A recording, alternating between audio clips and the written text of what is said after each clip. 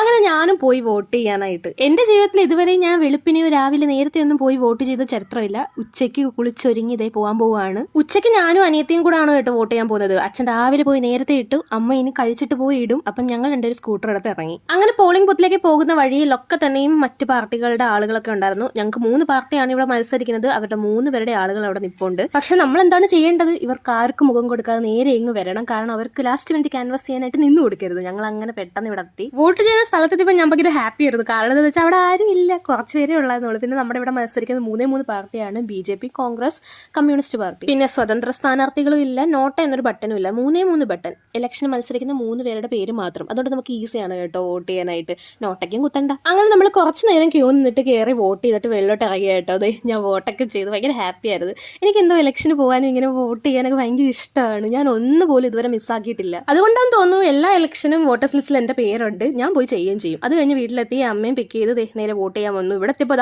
നമ്മൾ വന്നപ്പോൾ ഉള്ള തിരക്ക് പോലും ഇല്ല. അമ്മ കയറി നേരെ പോയി വോട്ട് ചെയ്തിട്ട് ദേ ഇപ്പോൾ വരും എന്ന് പറഞ്ഞാൽ ഞാൻ വെളി കാത്തിരിക്കുകയാണ്.